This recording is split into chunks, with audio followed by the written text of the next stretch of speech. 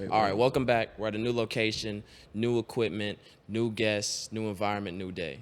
Yes, sir. Welcome back to the Digital Trades Podcast, where we discuss all things health and wealth for ourselves and the environment around us. Today we have with us Floyd Tucker, all the way from Hampton. Now, Floyd, this is a long journey for you, but go ahead and introduce yourself. Tell us how you got here, what was your journey, and let the people know who you are. All right. My name is Floyd Tucker. I'm about to go into my sophomore year at the Hampton University. And I met Musa from work at our internship at Mercantile Bank. And he's like, hey, I do a podcast. You want to be a part of it? And I'm not going to say no to that. So here I am. Okay. Tell the people where you from. I'm originally from Grand Rapids. I went to East Kentwood High School. So I'm from here. My dad went to Hampton. So that's why I chose to go out there. There was really no other option. Like I was stuck regardless, but yeah, there was no other option. Hampton was number one. Always. Yeah. I mean, I like to say like I would have ended up at like Michigan State or something like that, but my dad wasn't gonna let that happen. So you run track, you do a lot of events in that. How did that come from your time in high school, living in Grand Rapids, all the way to now on the track team at Hampton? Well, I mean, as a kid, my dad played sports, so as a kid, I was kind of forced into everything. So literally everything, like baseball, basketball, soccer, all that. But I was really a soccer kid growing up. Like I wasn't good at basketball. I didn't like baseball, and so I was good at soccer. So I played soccer all the way up until like my senior year of high school, and that was my thing. But at the same time, I started track in middle school, so I was going track. I was doing hurdles originally. And then my coach in the 9th grade pulled me out of class, like in the middle of biology, and was like, by the way, you're going to be pole vaulting now. So I was like, I don't want to pole vault. I hurdle, that's my thing. Yeah. But like he's a head coach, so I can't really not do it. So and then I started pole vaulting. Got all right at that. Wasn't too bad. And then after high school, I was unrecruited, which was kind of hurt the soul a little bit. Yeah. Because I'm thinking I'm a little nice. But yeah, I mean, no one really, I mean, I had talks with coaches. Like, I knew Grand Valley's coach. I know Aquinas' coach and Central's. So, but they, it was never really like, oh, like, why don't you come run track for us? And then I went to Hampton, and then I met their other pole vaulter in the in our cafe line. Mm-hmm. The line was shorter. I was just hungrier, so I went to the shorter line. And I was just chopping it up, trying to make friends. It's like the second week of school, so I'm like, "Yo, what can you tell me about life at Hampton?" He's like, "Oh, my story's a little different because I run track." I was like, "Oh, word, I ran track." He's like, "Oh, what's your event?" It was like pole vault. I was like, "You pole vault? I pole vault." And then he got, next thing we exchanged numbers, we keep in touch, and then he got me a meeting with their head coach. And so next thing you know, like, I'm walking onto the team.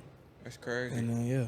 God working mysterious ways. I really do. I mean, like I wasn't over the summer. I'm a little hurt because I'm thinking I'm about to go. I'm seeing all my friends. They're signing their papers. Oh, they're going to state. They're going this and that. And I'm like, kind of wanted that. But deep down, like I knew this was something I wanted to do because I had brought like all my spikes. I brought my track bag to school, but I told myself like, yeah, it might not happen. It might happen. So I brought my bag, but deep down inside, I might. Yeah. And then, I definitely feel you on that. It's like a kind of like an underdog mentality. Yeah. Because like you ain't know you was gonna make it this far, but now look at you. Exactly. You on the team. That's really a blessing. It is. That you even met him at that time. I believe in everything happened for a reason. Yeah. So like me sitting here hearing you talk, how did you feel growing up and you was just like forced upon sports or forced to do this and that? And like you older now, you got your own, way of thinking, and you can make your own moves because you by yourself now. So how did you feel growing up and like, damn, I really don't want to do this, but I gotta do it? Mm-hmm. I mean, at first, I'm a kid. I grew up playing video games, like a lot of video games. Like that was my thing. And my dad was like throwing me into sports and stuff. At first I'm like, I didn't really want to do anything. I just wanted to, play games. But looking back on it, like it really helped me because I think sports teaches you like how to be good with people, how to have drive, how to be competitive, and how to stay determined and be hungry and want more. So I think I take a lot of the things I learned from the field, from the track, and apply it into my everyday life. So I think I think sports really was a good thing for me at a young age. So That's good. And you see yourself developing in sports. I mean, that was a random encounter with the other pole vaulter, just randomly. How has networking played a part in, I guess, building your sports career? I think looking back on it, like networking is huge. Like it's second week of school. I'm in the middle of Virginia, just there. You know, I don't know anybody. Parents are gone, so I'm just like, all right, gotta make friends. So I'm talking, I'm chatting to everybody in the line. So I think networking really is probably the reason that I'm here where I am now. Just a simple conversation. It don't gotta be like in depth. I'm just like, hey, what's up? Like my name's Floyd. Like nice to meet you. Like tell me about yourself and stuff like that. So I feel like a lot of people don't understand that that's how really easy it is to network. You know, a lot of people just think it's just this big thing, like, oh my God, I gotta be prepared. Yeah. It's really not that. You can meet with somebody and then y'all be cool. Y'all just network. Now you doing something. Now he doing something. He really put you in the game. Yeah. But without you saying something, it wouldn't happen. wouldn't happen. Exactly. And I think people get nervous. I think people get, and I understand it's nervous to talk to new people, but I think people get kind of caught up in that. And it's, you don't have to, I'm not saying go out and have like a real in-depth conversation with a stranger. It's just a, hey, what's up? Like, how you doing? Type thing. Yeah. So I think the internet, like, in our society, like, messed that up for a lot of people coming up in our, generations, just because they can get on the internet and be behind a fake account or do something fake, and they won't, nobody will see that that's truly them. Yeah. But, like, when you go in the world, you got to be face-to-face with somebody, and those encounters different than just you being on the internet. Mm-hmm. Like, screens really play a big role. Like, you can be a completely different person behind a screen and just, you don't have to be the real you. You can be someone you want to be. So I feel like in a way, like, social media and all that is a good thing with connecting people, but it's like a double-edged sword. So it kind of takes away kind of the authenticness and the realness to it. But That's a good point. Now I see you on LinkedIn. I see you on Instagram. Using your platforms, the professional platforms a certain way, social platforms in a certain way. But I guess, how do you see yourself compared to us? I would say some of your track mates, some of the people that you spend a lot of time with, work hard with. Like, what is the typical mentality of track athletes? And I kind of was asking you this earlier because I'm trying to think. Football players. You got the jocks. You got the. You know what I'm saying? You got different character types, builds, but for this, Yeah. I'm trying to figure out, okay, track athletes, what is a typical track athlete? I mean, I got a lot of my track athletes like on LinkedIn actually. So I think we're all pretty. I mean, it's track, so we're all go-getters. We kind of move pretty fast, if I can say that. So I have a lot of my track friends on LinkedIn. Like one of my friends. He's kind of like you in a way. Like, he's always talking about business, ready to do this, do that, really determined to be the best person he can. And I kind of look up to him at that. So he's always on LinkedIn. He's really trying to market himself and make connections and get out there. So I think a lot of track athletes, or at least the ones on my team, are pretty determined and just outgoing people, just ready to prove themselves to the world. So, is anybody in your group interested or working towards any NIL deals? I got a few people, like a couple of freshmen in my class. I got NIL deals, and I was confused because I thought that was like an older upperclassman kind of thing. Mm-hmm. But I would love to have an NIL deal personally. Like, I was scrolling through Instagram one day and I saw my friend, and she, it's just like. With the bottle, and I'm like, oh, well, okay, but I think NIL deals are great for athletes, just because a lot of these athletes are really working hard and doing great things, whether it's track, football, basketball. I think you should get a little bit of cash for it. So I think NIL deals are a great thing. I really think it's a mindset thing. I feel like you can get an NIL deal. I think I just gotta look for it. I haven't even looked for it exactly. yet. So I just gotta. Just manifest it and really put your best foot forward, and then it's gonna happen. So if you were to get an NIL deal today, how would you go about it? Like if you just not knowing anything, how would you like put that first foot forward? I mean, I know my friend told me there's websites and stuff that you can apply for and all that, but to be honest, like my freshman year, I wasn't really too concerned with that. Like my grades were like my biggest thing, but I think now that my GPA is kind of solidified and I'm on the team and I think I have a good standing on the team, I think I can start marketing myself a little more, break out of my shell a little bit. So like, what was like the process of getting on the team, like as a walk-on, you know, at a big university at that? Mm-hmm. You know, so I know it wasn't easy for you to, you know, you fighting for your position. So Yeah. like, how was that, you know, that battle? So, you know, I walk into the coach's office and they, we have this thing called mile split, where basically it's just like, because it's track, every time you run, every time you jump, you get a score, you get a time, it's posted online. So they got all your times, all your distances posted online. So I walk into the office and they got my thing up, like my name right there with all my times and my heights. And I'm like, oh, okay. And they asked me like to show videos of my jump. Of course I got videos of my jump. My mom takes all my videos. So I got a few. Shout out to mom. Shout out to mom. Shout out to moms. You know, but so we were just chatting it up, and he's like, all right, I think you'd make a great addition to our team, because at the time, the pole vaulter I met was a senior, so it was his last year there, so they're kind of looking for a replacement. So I'm coming right in, guy. and I was right there. So after that, you know, I shook his hand. He's like, welcome to the team. Like, I gotta, you know, keep it professional and reach out, shake his hand. Like the Deep first down inside, opportunity, you was I walk out, excited. I'm geeked walking out the office. And then they get me in their little group chat, their little group me kind of thing. And next day, you know, I'm practicing how to lift and stuff. And you know, I'm in the weight room. So yeah, I get in the little group me, get in the track meet group me. And then the next day, I'm in the gym. They're teaching me how to do like hang cleans, power cleans, how to deadlift, to squat, all of that. And I've never really, like, most I've done was like, gonna wait again. Somebody trying to clean up around. See, we had another room that was like no sound, nobody's coming in, but we couldn't get access to it today. So That's tough. yeah, It's all right. I think.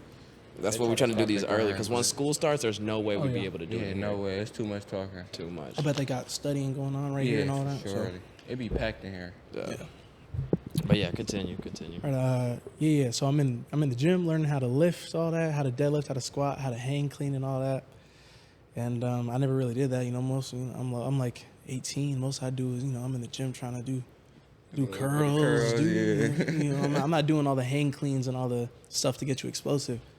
So I got the hang of that pretty quickly.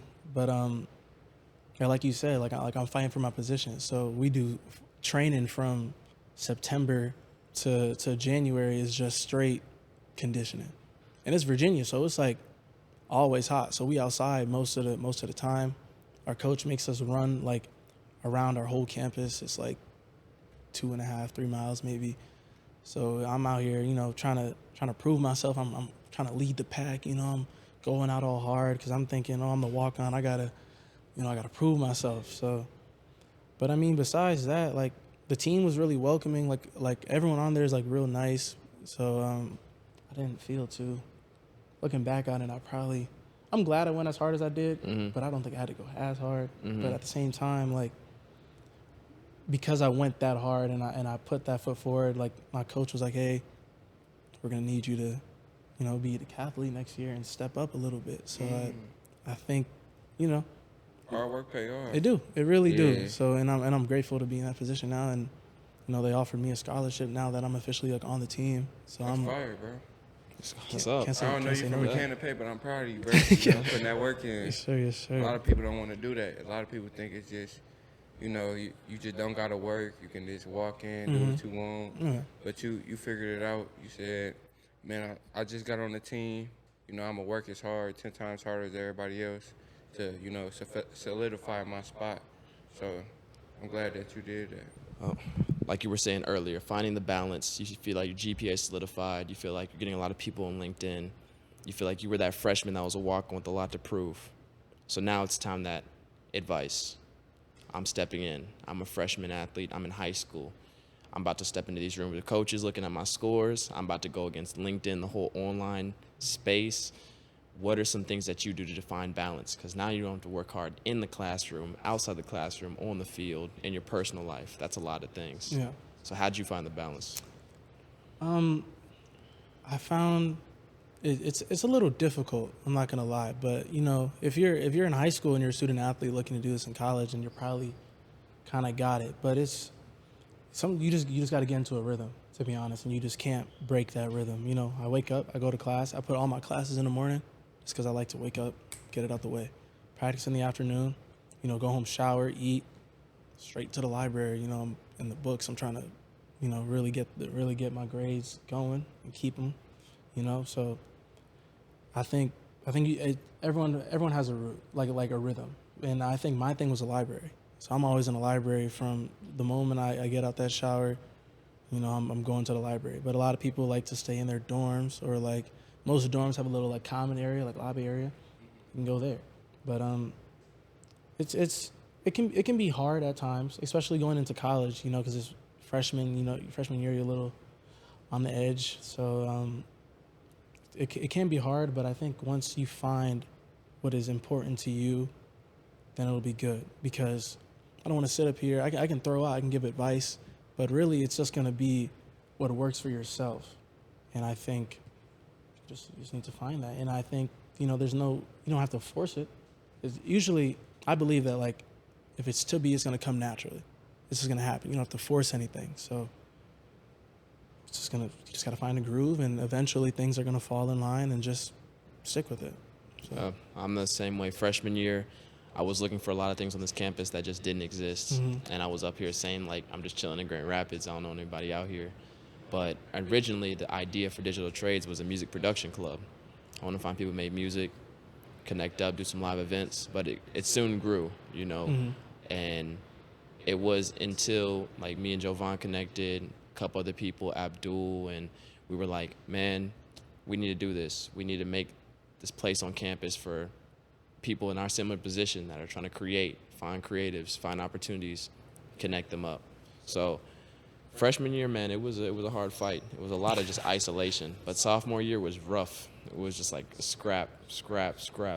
Then we finally, I feel like junior year, on top of my schedule, on top of my time, like I'm there.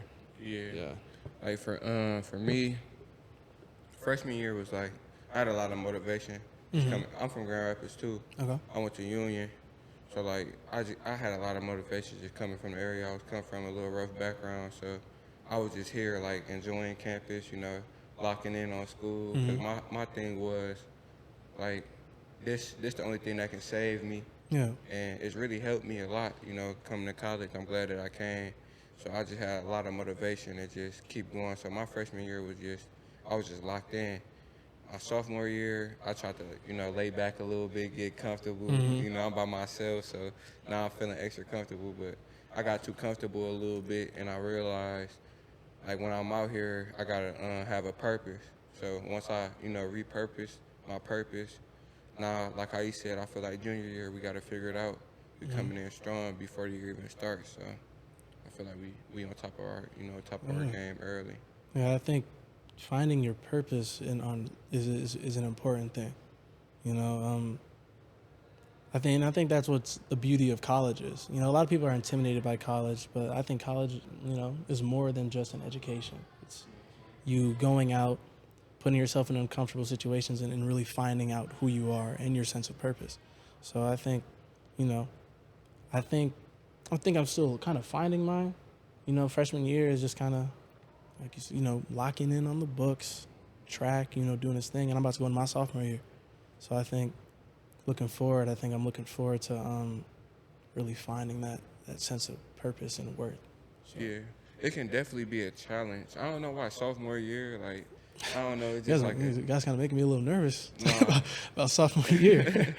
No, I feel like all you gotta do is really just have that same hunger that you had, you know. Mm-hmm. Even though you just made the team and you know you in a higher position, now you gotta work harder than what you was working last year, because there's gonna be a lot of different things trying to, you know, pull you down. Because as you rising and growing, you know, people don't really want to see that. So you just gotta make sure that, you know, your sophomore year you treat it as like, damn, I'm not just gonna chill. You feel me? Just because I think I'm already here, got my feet kicked up and all that. Exactly. Gotta go get it. Digital Trades Club. We are the one-stop shop to build work experience for you today. College students of all majors, all skill levels, come join our club. We have live workshops, kickbacks, social events, as well as networking opportunities. Join today. DM us. The sign-up instructions will be in the description. All right, y'all. The co-host of Digital Trades Podcast, the one podcast that you're enjoying watching on campus. I actually host another podcast called In the Booth that I have a co-host named Dayton. We bring on different people from different cities, different backgrounds and everything. We talk a little bit more personal about how they came up, mental health, and about motivation. So if you want to see some exciting content, make sure you go subscribe and follow. You can find us at Instagram at inthebooth.podcast. You can find us on YouTube at In the Booth Podcast. And we're back. Something I want to get into is the health part, because this was an issue, I think, last episode. We said health and wealth, but we didn't talk about enough health on there. We talked about mental health. We talked about balancing, so spiritual health. Your physical plays in a part of all that, but physical health, hitting the gym, the importance of that, and the clarity that it can give you. And I want to get your perspective first, because we've been in the gym, locked in. As you can see on social media, we've been in the gym. But I want to get it from a college level athlete, what the gym does for you. Honestly, the gym is a huge part, because you can't expect to get, especially in my sport, like you can't expect to get stronger just by running. So I think the gym is a huge part, and recently I think the gym is a huge part in my life personally, because I've always been kind of like the skinny kid. I've always been family, friends, called names, all that. Yeah. But so I've been trying to bulk up just a little bit, especially this summer. I think it's been the best I've ever been with consistently going to the gym, trying to eat a little better, eat a little healthier, eat right. So I think, and honestly, it's just like, some days I wake up, I'm sure you guys know this, and it's like, gotta go to the gym today. But like once you get there and you get going, it's free. You're just going. There's not a care in your head besides, all right, it's the next workout. So I think the gym personally for me is I guess a form of therapy. It's just relaxing. It's a way to get it out, and while doing that, you're bettering yourself. So I think the gym is great. I love the gym. Yeah, so. Me too. I definitely been angry and went to the gym and felt better. Yeah. I feel like once I start focusing on my health, my mental really got better. Cause to be honest, I never really been like an athlete. Like I always just been like just a dude, just cooling, class clown, and they're laughing. But I was like more on my book, so it wasn't like uncomfortable. I wasn't getting kicked out of school or nothing like that. But I was still like the guy that was having fun, laughing, not really into sports and stuff like that. So like when I came to college and I just started hitting the gym, like I hit the gym with him a couple of times, and then like people don't like hitting the gym with him though, because he want to run a mile, do jump ropes, push-ups, dips, You get active in the gym? Yeah, we get it. Now we're on the same regimen. Now we're good. In fact, he'd be outrunning me on some of the laps. But it was a steady thing, because I got boxing, Muay Thai on the side. Shout out Octo, but we do that on the side, and I was like, I gotta train for that. So it's the idea of like networking for a purpose, or eating to get healthier in the track. I had to train for that. So the general thing was jump rope. I gotta stay light on my feet. So we run, jump rope, keep our legs light. We'll do leg squats, whatever, but the main idea was building that good core. So if he wants to get into boxing, his conditioning will be better than like 90% of the gym, because he's putting in the extra work and then going to boxing. Yeah. So like overall, like what we saying, y'all, is just, it's good to get in the gym. It can help you mentally, it can help you physically. We hit the gym feeling down one day, come out, now your brain feel clear, your thoughts feel clear. You tired as hell, so you really can't be angry. Yeah. 'Cause, like if you angry leaving the gym, that means you didn't work hard enough. Yeah, you ain't work hard enough. So it really just make you feel better. And then, as men, that testosterone for us, it just make you feel, different. And you just gotta go. It's the first step. We're not saying you gotta gotta run a mile. Yeah, Gotta you do ain't jump gotta- ropes. you ain't gotta do gotta all do that. push-ups and dips. You don't gotta do all. You just Yeah. gotta go and find What's your work for thing. you? Yeah. Exactly. You know, Like but- how you were saying earlier, it's really about what works for like a person, like Mm-hmm. their self. It's never about what works for somebody else. It's about what works for you because you gotta live in your shoes at the end of the day. yeah. You go piggyback off that question, what works for you? Now, you were talking about sports and how you felt like you were forced into it or pushed into it. At a certain point, I mean, you have to take some responsibility, like, I want to do this, rather than this is an expectation. So how do you see your family's influences onto your life, how you're currently going? Do you think it is too much, or is there something you want to do besides sports, besides school? Well, you know, I was fortunate enough to grow up with like my mom and my dad being at all of my events, just really supporting and especially my church family. I go to church and my whole church was backing me. They were sending me gifts throughout college, and you know, at a point I'm like, I know some people have the mentality like, oh, I have something to prove, and I think when they have something to prove when like nobody really believes in them type thing, but like I think when you have a lot of people that are putting like their trust in you and their faith, now you have something to prove as well. And I think, you know, I can't thank anyone enough for all the support I've got, but at the same time, like I'm like, wow, I really don't want to let these people down. Like there's a lot of people that believe I can do real great things, and I don't want to, you know, fall short. You know, so I think that also drives me to go above and beyond, because I know there's so many people that have been supportive of me and expect great things. So I think at times it can get a little bit, oof, this is a lot.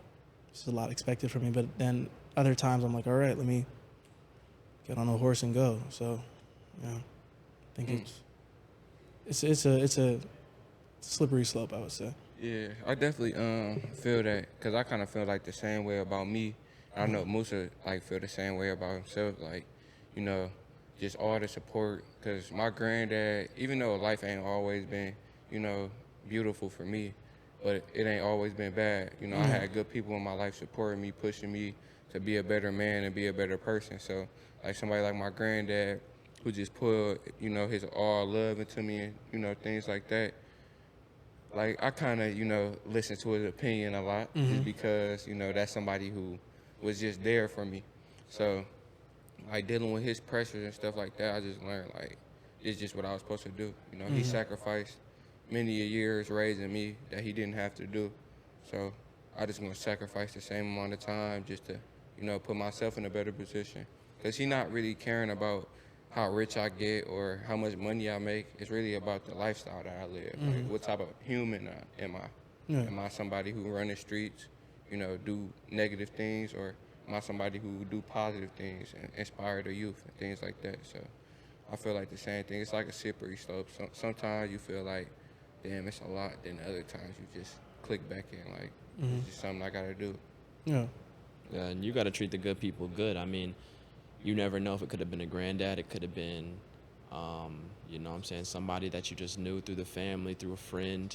There's good people that pop up randomly through your life, but that's where you learn those best lessons. But the same, you good role models, remember the bad role models. Remember the people that, damn, I'm not trying to be like that. That's not where I'm trying to live. That's not how I'm trying to live. That's just as important. And I think people discount that because I guarantee, well, if you're a freshman just now coming into college, you're probably going to have friends freshman year that probably won't be your friends senior year. I mean, that's just a natural progression of things. And that's relationships. People come and go out of your life. So make sure to take care of the good ones that are in your life right now. Oh, yeah. Because who knows when they're going to leave. Yeah, I do want to speak on, like, what you said. Like, you know, you got people that you come in with freshman year, you meet, you think that y'all locked in, or, you know, because everybody, I feel like when people come to college, like, they try to change themselves a little bit, because you got to think, not a lot of people know them from back home, so you can come to college and be whatever you want. You know, you could have just been different last week, and then now you a whole new person. You know, you can better yourself, and we're not saying, like, I'm not saying change is not good, because you're supposed to change throughout times, but a lot of people just think, oh, they can just change like this, Yeah. and that's where they be messing up at. I even thought that. You know, it took me 2 years to get where I'm at right now, mentally, physically, emotionally, so I feel like what people coming in freshmen, you just gotta learn, like how you said, everybody not gonna be your friend, and don't take it as personal. You know? Yeah, it's It ain't that serious. not a bad thing. You know, people come and go, and I think freshman year, I realized that there are people that I met, like my roommate. I was fortunate enough. Me and my roommate were like these. Me and my roommate were real good. We did everything together. We had a really good relationship. But I know there were people that I met that I thought they were cool for a good while up until I'm like, whoa. Yeah. Okay. Okay. Let me. And I, it took me until college to realize, I'm gonna have to cut this off.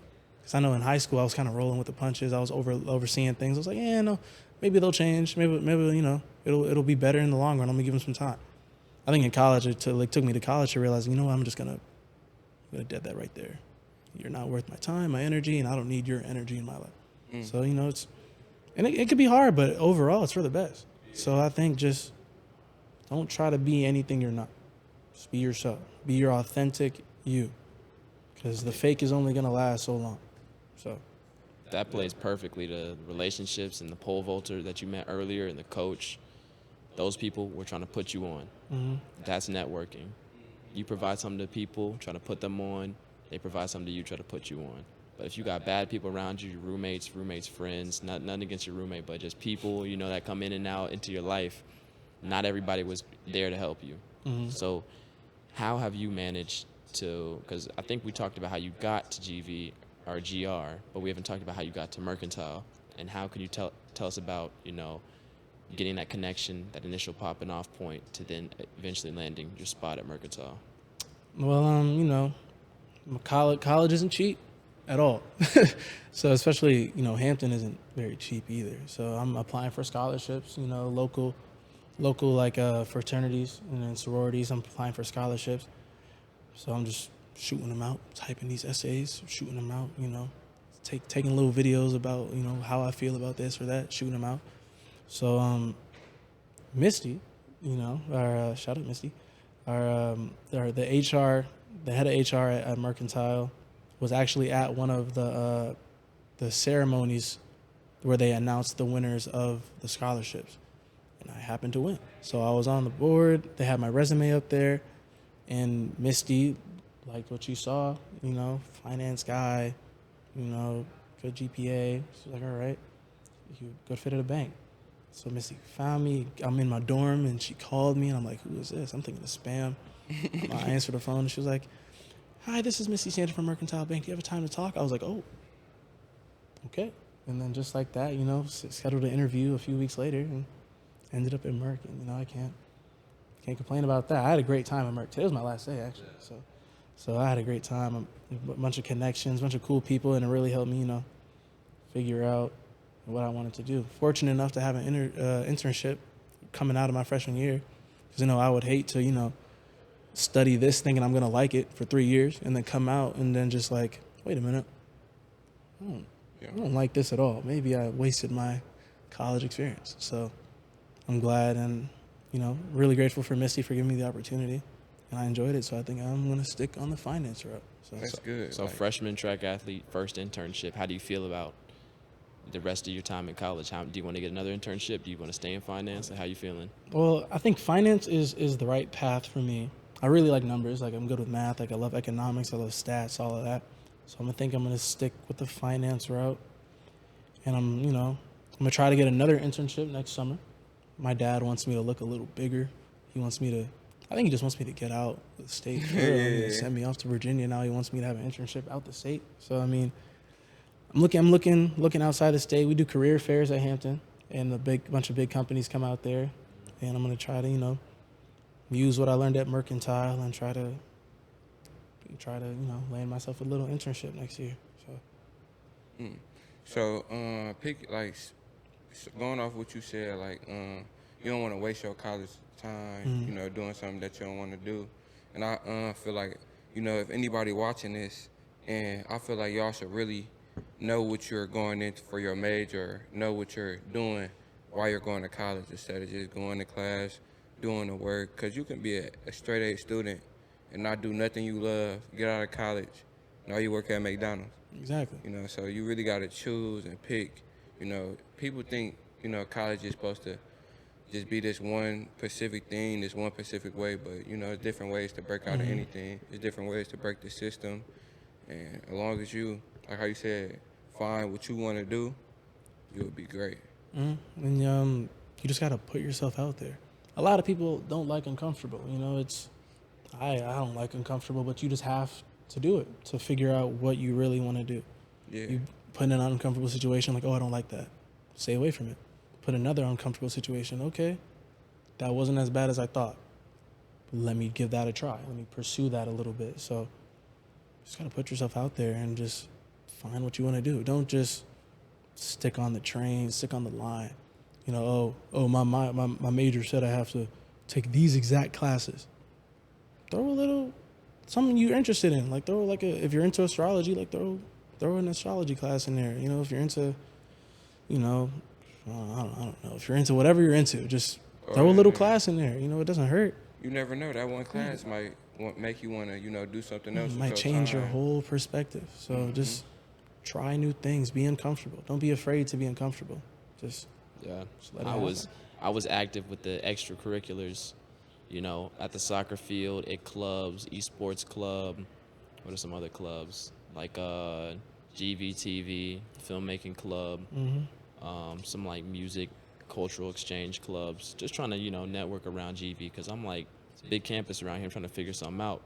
But the thing was, outside of that, I was doing stuff like this, the cameras, this and that. So I'm trying to make something where I can find people on campus doing that. And GVTV, and they do it, but they're focused on the major group. What I was doing is more like, doesn't matter what major you are, let's put something together. Yeah. And what I realized is that a lot more times than not, the same way how I'm unique in my classes, might be the only black man in a lot of my classes, is the same way how we're going to be unique in the things we want to create. So we just got to stand on it and just do it. So like even with this podcast, it took us a long time coming. We were trying to do a podcast. You started in the booth, which was crazy, you know, first step to get the momentum rolling. The episodes are fire. You should go check that out. Shout out In the Booth podcast. Shout out In the Booth, man. But the point was, he didn't wait. He took the skills he had, he took the knowledge he had, and he applied it, and he made something happen for himself. So regardless, wherever your life path takes you, you know that you have those skills, you have that knowledge, and you can do something, provide something to someone of value. And what you got to realize, too, is you don't need nobody else but yourself. You know, you don't need, no matter how down you feeling, how bad things get, you know, you got to really pull yourself. It's good to, you know, have people around you that you can fall back on and depend on, but a lot of times you only going to have 2 to 3 people that you can really, you know, tell your problems to or, you know, vent to. So it really take yourself to you. Like how you said, I started in a booth. Ain't nobody tell me, hey, start a podcast with a free podcasting room that they offer at the school. You know, ain't nobody else using it. You know, so I'm thinking in my head, I'm laying in the bed one night like, damn, In the Booth for Hold Up. That sound fire. Next week, executed it. Yeah. You know, and that's another thing, execution. You know, stop just saying stuff and not executing. If you're gonna say it, you know, write it down, put it in your plan and make it happen, because you don't want to be the person that say they're gonna do everything and never get the work done. You know, it's gonna have to take hard work at the end of the day, no matter what. So like, what's your you're going into your sophomore year? So what's your goals? Give me 5 goals, or at least 3. Okay. 3 goals that you got for just your sophomore year. It can be mentally, physically, spiritually, school, anything. Just like any life goals. All right. Let me think a little bit. Okay. I'm going to say, not in any specific order, but top 5. I'm going to say above a 3.5 GPA. Got to keep that GPA up. I want to be top 3 in the conference for Decathlon. I want to maintain my relationship with God. I'll say that. I think towards the end of my freshman year, I stopped going to church as much. Not because I was just busy, it's just because I just didn't go. And I think, you know, being so far away from home, I think the church growing up in a church, you know, I think it was a really big thing in my life. I'm not like super, super devoutly religious, but, you know, I think the church was a good way to calm me down and bring me back home a little bit. And so that was 3. We get one more, 4th. I mean, 3 is good. We're just kind of getting the roadmap for what the focus is this next year. And with faith, that's a big connection point for you. How do you bring that into just your life on a daily basis? Because I know we have a lot of people with different religions that watch our podcast. So, you know me, I'm respectful of views of all types of religions all over the world. But what faith are you? I'm Christian. You don't mind me asking. Christian, how do you bring your Christian faith into just the work you do? I think, you know, growing up in the church, you know, it's kind of always been a part of me, so I never really had to, you know, force it, I guess, to say. But, you know, I pray, you know, when things get rough, you know, I know God gonna be there for me, you know, so whatever religion, whatever it is that you look up to, I think it's important when times get rough and you feel like nobody's there, you have your faith, whatever it may be. You know, it's always just something to fall back on when you think, you know, you're people you can't fall back on. So, and I think God was an important thing freshman year, you know, he works in mysterious ways, you know, and here I am now, you know, I'm happy. And I think, you know, all glory to God, you know, I stay happy. Yeah. So, you know. Shout out God. We team God over here. Shout out God. I just want to say that. But yeah.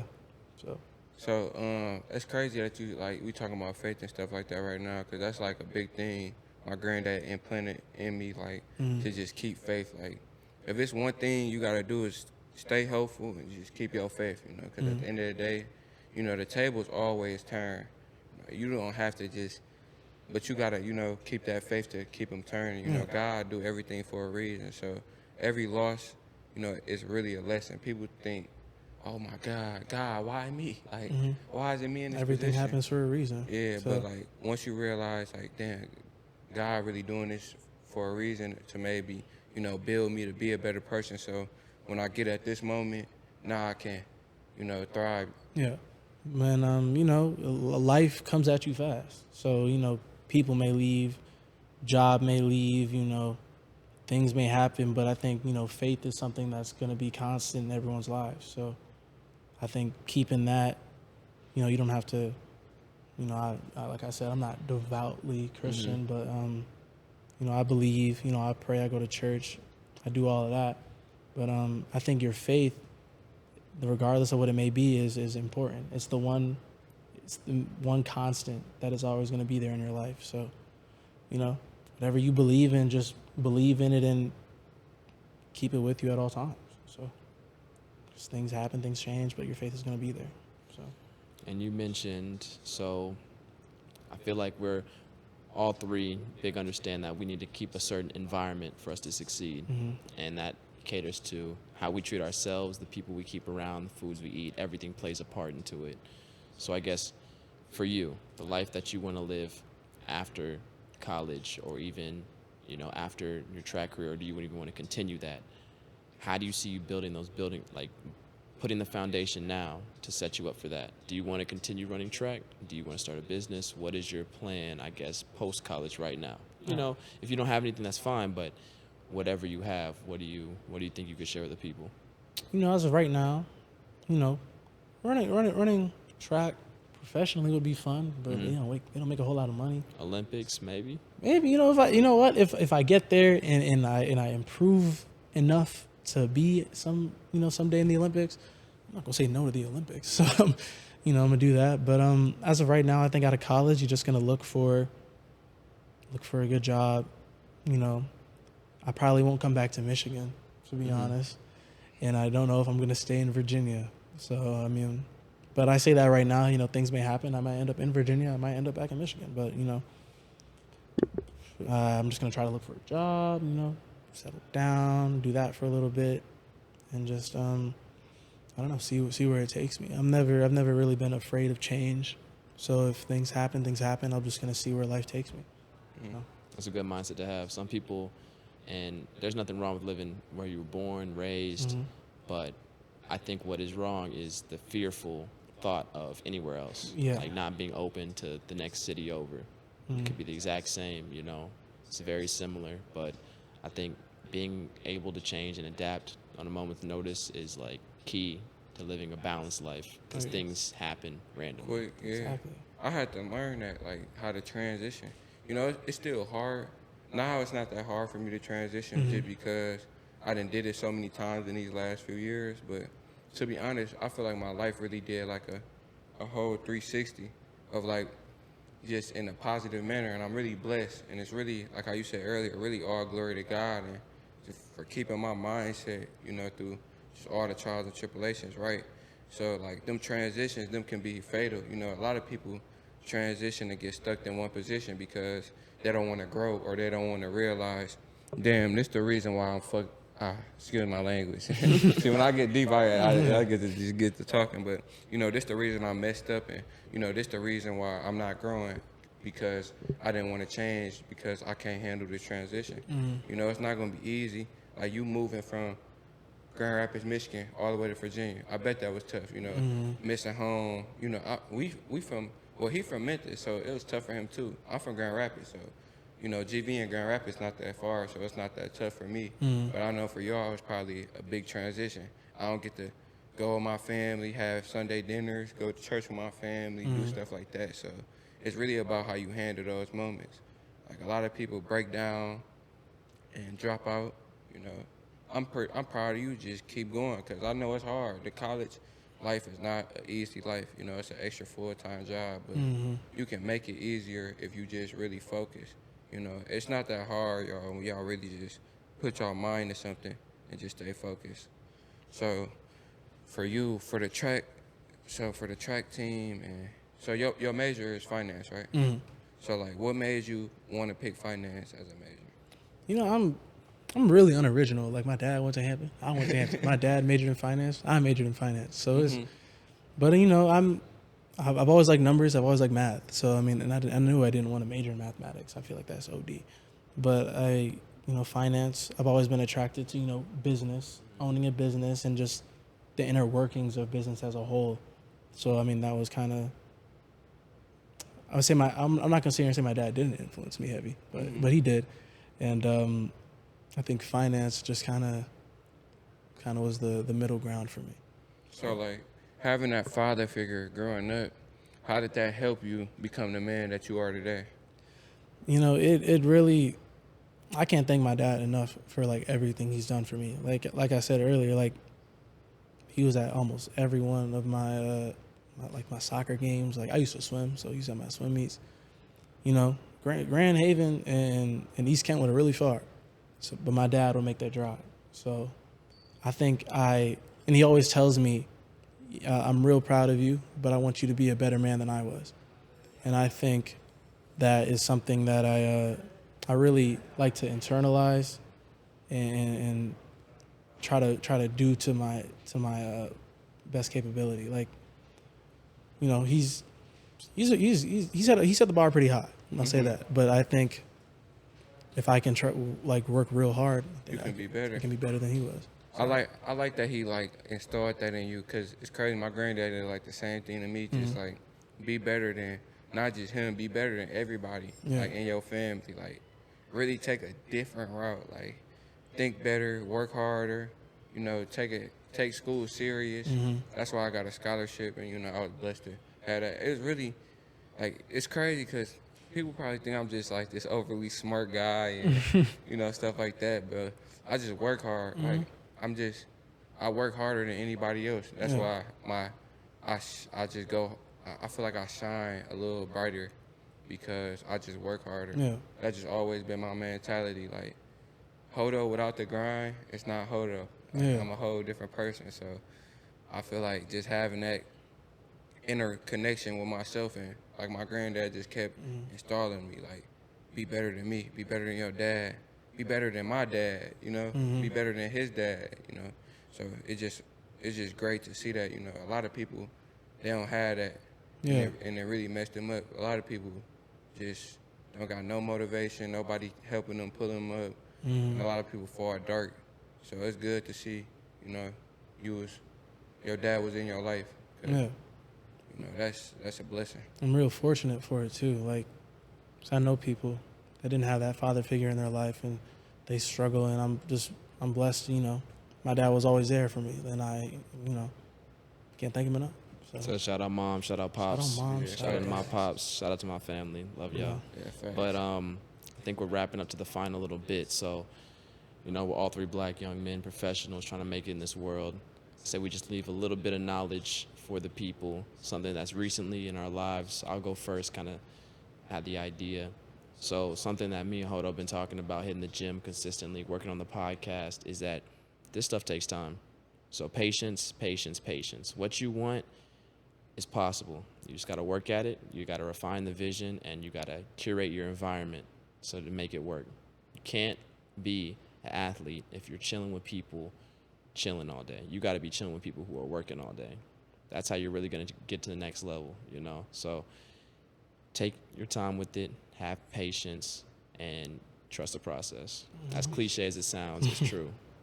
Yeah, I think that's real. I think a lot of people overestimate what they can do in 3 or 5 years and underestimate what they could do in 10 or 20. So it's just, you know, I mean, you're not going to see instant results. Like, that's all like big things, big ideas take time. So just let it flow. Don't rush anything. If you do the right thing, you do what you're going to do, everything going to work out, you know, in the end. So I think that's a great point. For me, I want to say the biggest key, man, just me recently, is to, you know, find yourself and just find the stuff that you love. Because at the end of the day, you got to do stuff that you love to do. You can't do something that somebody else love for you to do. It's something that you love. Don't never fight the world. I mean, don't never fight yourself. You know, fight the world. Don't never be the person that's okay with the world and fighting itself inside. You know, I've been that person. You know, that's why I always try to be transparent on anything I do, because I don't want to sit here and just make it seem like all three of us is perfect just because we here now. You know, it took a lot for everybody in this seat to be in this moment and to talk to y'all. So the biggest thing is, for me, just learn yourself and don't never, you know, fight yourself. Always fight the world. You know, don't be okay just being that person. You go out, you smiling, drinking, smoking, having fun. When you go out, you look like the happiest person in the world. But when you're going back home, you find yourself, and that's not gonna do nothing but kill you mentally and physically in the long run. Like we saying, with 5 years, instead of you trusting the process and staying consistent, now you done wild out. Now look at you in 5 years, you're in the same position. And if you would have just stayed focused and just be patient and learned yourself, you would have been up here. So just, you know, stay focused and learn yourself. Biggest key. And this includes, you know, another episode of the Digital Trades Podcast. Make sure y'all like, comment, and subscribe. And if you're interested in building film experience, we have the Grand Rapids Film Festival coming up. Join Diddy in promoting and learning how to shoot and produce a full event coverage. You'll also get a chance to take some of the filmmaking workshops and talk with film professionals in the city. So we have a 3-day event starting at Muse GR, ending at Celebration Cinema downtown. And we also have another workshop at Black Pigeon Studios, a very high-end exclusive studio here within GR. So make sure you tap into that. DM us. We'll have the information of how to sign up for that in the description. And if you're listening to this audio only, we also are going to have information within the description of how to sign up as well. So thank you guys for tuning in, and much love to everybody. Signing out.